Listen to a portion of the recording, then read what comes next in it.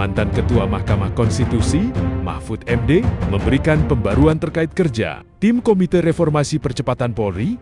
Dalam keterangannya, Mahfud menyampaikan bahwa laporan akhir mengenai reformasi kepolisian tersebut sebenarnya telah rampung dan siap untuk diserahkan kepada Presiden. Mahfud menjelaskan bahwa tim telah menyelesaikan tugasnya bahkan sebelum batas waktu 3 bulan yang ditentukan sejak mereka dilantik. Namun, hingga saat ini, laporan tersebut belum diserahkan secara resmi karena pihak tim masih menunggu jadwal dan kesediaan waktu dari Presiden untuk menerima mereka secara langsung.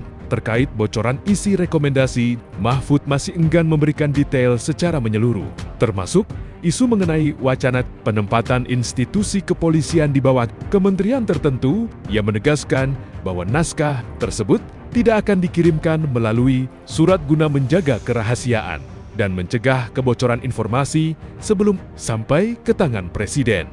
Meski demikian, satu poin penting yang sudah boleh dipublikasikan adalah mengenai proses rekrutmen anggota Polri. Tim merekomendasikan agar sistem rekrutmen Polri ke depannya harus bersih dan bebas dari segala bentuk titipan atau intervensi dari pihak manapun. Selain membahas soal reformasi Polri, Mahfud juga sempat mengenang perjalanan kariernya bersama tokoh hukum lain seperti Jimli Asyidik dan Yusril Ihza Mahendra. Ia memberikan apresiasi khusus kepada Jimli Asyidik sebagai sosok yang meletakkan fondasi kuat saat membangun Mahkamah Konstitusi, sehingga ia hanya perlu melanjutkan kepemimpinan tersebut di masa jabatannya. Narasi ini menekankan bahwa komite tetap berkomitmen pada perbaikan etika dan penegakan hukum di Indonesia, dengan harapan hasil rekomendasi ini dapat segera diimplementasikan oleh pemerintah.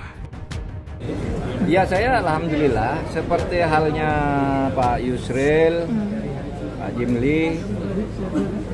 Saya itu berangkat dari sekolah madrasah juga, dari bukan sekolah umum SMA, tapi kami bertiga bertemu akhirnya di jajaran kegiatan di tingkat level agak atas di bidang hukum tata negara.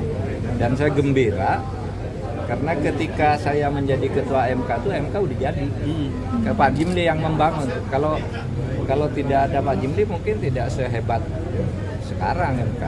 Nah, waktu itu Pak Jimli membangun luar biasa, lalu saya jadi gantinya tinggal meneruskan aja.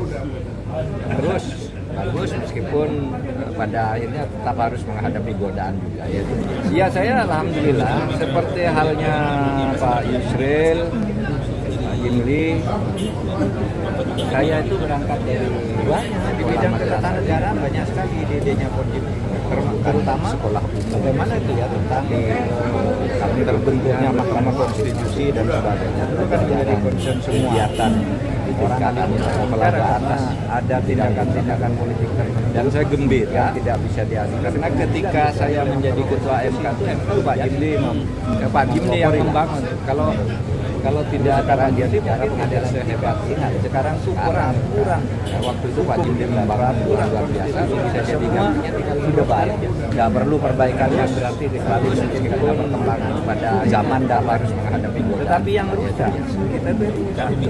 Sehingga Pak Jimli menjaga pengadilan etika di tingkat pusat, tidak pada profesi-profesi sendiri-sendiri. Di bidang ketatanegaraan banyak sekali ide-idenya kalau terutama itu bagus. Bagaimana kita terus diskusikan. Banyaklah pikiran Mahkamah Konstitusi dan sudah dilakukan kan menjadi concern semua. Karena ahli pikiran negara karena ada jangkau hal-hal yang tidak tertentu atau jarang yang tidak bisa diadili oleh pengadilan. Prof, yang soal Komite Reformasi Percepatan Polri, tadi kan sudah disinggung oleh Pak Jimli bahwa sebenarnya laporannya sudah rampung, tinggal menunggu waktu dari Presiden. Sekarang tuh peraturan kami masih nunggu hukum. Jadi sampai sekarang belum ada kepastiannya. Begini, ketika kami dilantik, nggak perlu perbaikan yang dia nanti sekali mungkin karena Bapak zaman darsi, tetapi yang kita 3 bulan nanti lapor sehingga Pak Jimli menjaga nanti pengadilan kan ada yang di tingkat pusat ya. Tidak pada kemudian Presiden itu tidak punya 5 hari sebelum 3 bulan. Kita itu bagus, kami sudah siap, kita terus diskusi. Banyaklah pikiran Pak Jimli itu yang memanggil 80 itu kan katanya karena ini dalam bahasa sendiri dengan Pak Presiden menjangkau hal-hal yang tidak surat jarang dipanggilkan oleh orang. Kalau Bapak sibuk Prof, yang soal Komite Reformasi Percepatan Polri, tadi kan sudah disinggung oleh Pak Jimli bahwa sebenarnya laporannya sudah rampung, tinggal menunggu waktu dari Presiden. Ya, terus kami masih nunggu. Ya, udah selesai. Jadi sampai sekarang belum ada kepastiannya. Jadi begini, ketika kami dilantik, Presiden memberi pengarahan. Jadi yang mengantar Pak Jimli sendiri atau harus satu tim? Surat dari Pak Doviri, bulan ada Pak Jimli. Lalu Pak Jimli ketemu saat buka puasa di istana. Ya. Lalu Pak kemudian tanggal 2 Februari kirimkan aja lewat 5 hari sebelum 3 bulan. Enggak kita jadwal. Kami sudah siap harus ketemu sendiri karena bocor. Salah satu rekomendasinya itu apakah mengakomodir aspirasi bahwa institusi kepolisian di bawah kementerian tertentu, Prof? Atau ya nantilah, saya kan tidak boleh yang sudah boleh diumumkan oleh Bapak Sibuk ya nanti kami kirim naskahnya aja lalu ada kata Pak Presiden enggak nanti sekarang kalau dengan dikirim nanti bocor hebatnya. Terus sampai sekarang ya selesai kita waktukan 2 bulan lebih rakyat kecil bulan setengah sekarang. Nah, jadi yang mengantar Pak Jimli sendiri atau harus satu tim? Surat dari Pak Doviri ditandatangani kalau ada orang yang lalu Pak Jimli ketemu saat buka puasa di istana semua bohong.